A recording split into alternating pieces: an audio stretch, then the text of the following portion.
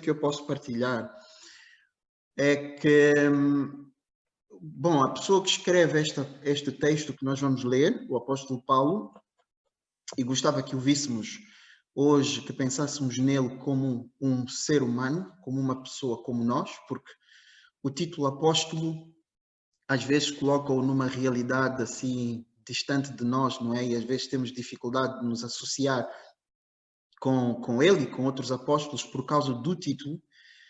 Portanto, quero pedir que realmente da nossa mente tiremos a ideia de que ele é um apóstolo e que pensemos nele como um ser humano, com as mesmas fraquezas, com as mesmas lutas e as mesmas dificuldades que nós também passamos. E um homem que também passava por grandes lutas e grandes dificuldades e muita incerteza, não é? E os tempos que nós estamos a viver são tempos de incerteza. Já estive a ler alguns artigos, tenho estado a ler ao longo do tempo alguns artigos que mostram que realmente a nível mental as pessoas estão a ter mais dificuldades nesta altura. O número de pessoas a tomar antidepressivos aumentou e aumentaram muitos outros índices que indicam realmente que as pessoas estão a ter dificuldades na mente. E é na mente que se travam as maiores lutas na nossa vida. É na nossa mente. Na saúde ou não, ou falta de saúde da nossa mente. Então este homem, o apóstolo Paulo, que escreveu este texto aqui, na altura em que ele escreveu este texto, estava numa situação muito difícil.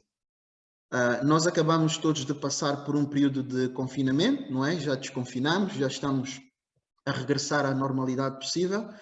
Tivemos uma pequena experiência, eu acho, do que é estar confinado.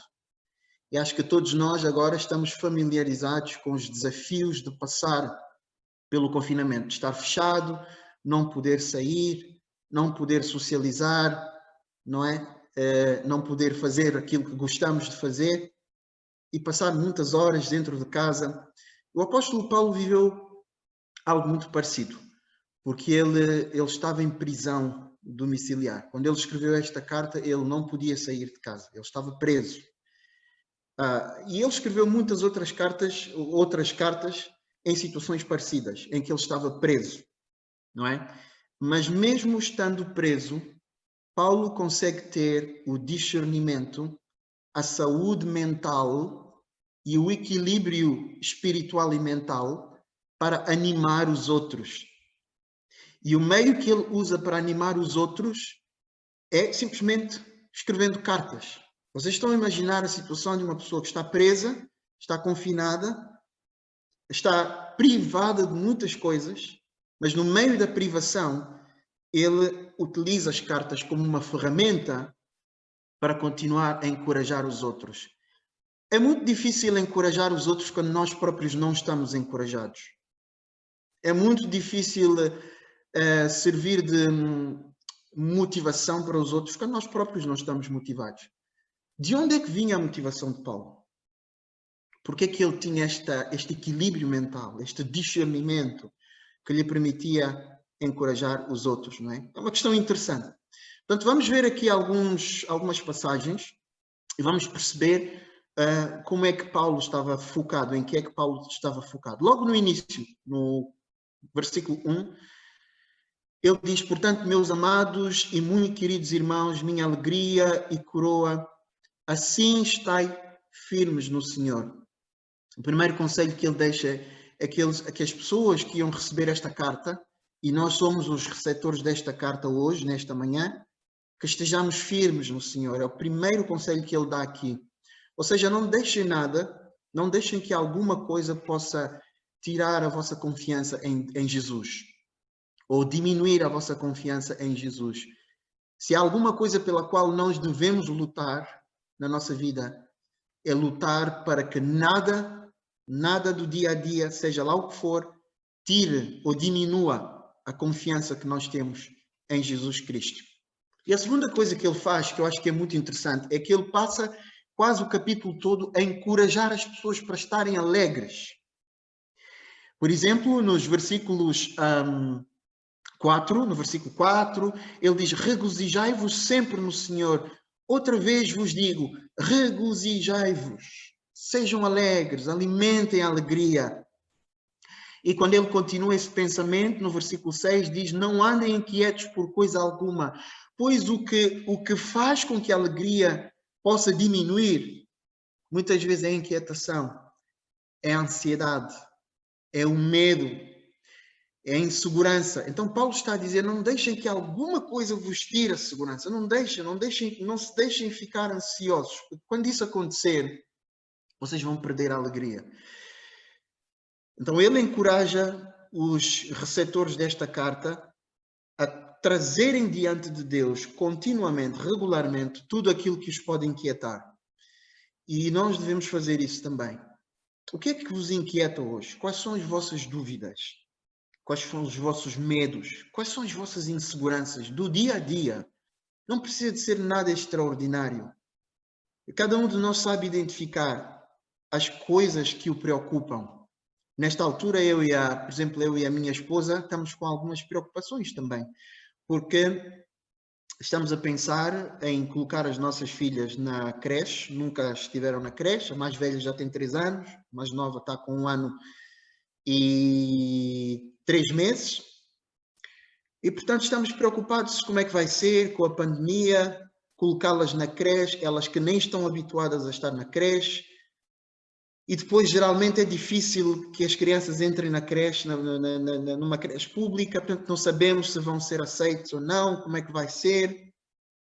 Minha esposa precisa de trabalhar porque nós precisamos realmente para o nosso sustento, porque o nosso orçamento está sempre limitado e apertado. Só que a altura que estamos a viver, o momento que estamos a viver, não é o momento mais propício para procurar emprego, porque há muita gente a perder emprego. Portanto, estamos a entrar numa crise económica que estão a dizer os especialistas que é maior, que nunca houve uma crise económica no nosso século como esta. Portanto, estão a ver as preocupações que nós temos. Portanto, estas são as nossas preocupações. Mas quais são as vossas preocupações? Estão a ver? Nós tentamos colocar todas estas preocupações diante de Deus. Porquê? Porquê confiar em Deus? Porquê colocar as nossas preocupações nas mãos de Deus? Isso tem a ver com um aspecto que eu vejo na vida de Paulo, que eu acho que é muito relevante para todos nós. Paulo conhecia Jesus. Paulo conhecia Jesus. E às vezes me questiono quantos de nós conhecemos Jesus verdadeiramente. Paulo conhecia Jesus. Paulo sabia do poder que Jesus Cristo tinha. Em segundo lugar, Paulo amava Jesus mais do que qualquer outra coisa. Não havia nada na vida para o apóstolo Paulo que fosse mais valioso do que Jesus. Se vocês lerem os capítulos anteriores desta carta, vão perceber que não havia nada da vida de Paulo que tivesse mais valor do que Jesus Cristo. E quando Jesus Cristo é a pessoa mais valiosa na nossa vida, nós não vamos nos apegar às outras coisas, às coisas terrenas. E quando nós não nos apegamos às coisas terrenas, se nós não as tivermos, não nos vão causar tanta moça, tanta dificuldade. E Paulo conhecia o poder de Jesus e ele sabia que em qualquer circunstância da vida ele podia contar com Jesus. Jesus tinha poder para o sustentar, para o manter, para o ajudar, para o encorajar, para o fortalecer. Jesus tinha poder para continuar a fazer milagres na vida do apóstolo Paulo. Jesus tinha poder para continuar a usar Paulo mesmo estando ele preso. Jesus tinha poder para continuar a cuidar das igrejas mesmo estando Paulo preso. Jesus tinha poder para continuar a fazer as igrejas crescer mesmo que Paulo não tinha oportunidade de estar lá fisicamente nas igrejas. Portanto, Paulo conhecia bem Jesus. E porque ele conhecia Jesus, ele podia dizer o que ele disse no versículo 13. Posso todas as coisas naquilo que me fortalece. Aprendi a viver com pouco e aprendi a viver com muito. Quando nós conhecemos Jesus e nós temos experiência com Jesus, nós aprendemos a viver em qualquer circunstância da vida e a viver focados em Deus e alegres. Isso é uma aprendizagem que se faz, não é uma coisa automática, não é? Por isso é que ele disse, eu aprendi a viver em qualquer circunstância. Aprendi a ter muito e aprendi a ter pouco. Isto significa que ele realmente cresceu neste sentido. Ele teve que aprender isso a certa altura da sua vida, o que mostra que houve um amadurecimento na sua vida. E Deus quer que nós possamos amadurecer também como cristãos para ter o nosso foco em Jesus e não nas coisas terrenas, porque as coisas terrenas vão e vêm. Hoje temos muito, amanhã temos pouco. Hoje temos uma crise, amanhã a crise vai embora, mas depois da manhã vem uma outra crise. A vida não é linear. Nunca vamos ter um momento da vida em que tudo vai estar bem, que tudo vai ser linear. Esta crise um dia vai passar, sabe Deus quanto tempo vai demorar, se calhar 1, 2 anos, 3 anos, mas depois desta crise virão outras crises. Portanto, a vida não é linear. Se a nossa alegria depender das inconstâncias da vida, então a nossa vida vai ser inconstante também. Temos que aprender, a certa altura, a adaptar-nos à realidade que nós temos à nossa volta, mantendo o nosso foco em Jesus. E o meu encorajamento para nós, nesta manhã, é que nenhum de nós perca a confiança em Jesus. Que a nossa confiança em Jesus continue a crescer, mesmo nesta altura de grande insegurança e de grande incerteza. Que a nossa alegria de viver continue a aumentar. Que a nossa alegria de servir a Deus continue a aumentar. Sim, nesta altura estamos em circunstâncias diferentes, mas podemos reinventar-nos e encontrar novas formas de servir a Deus.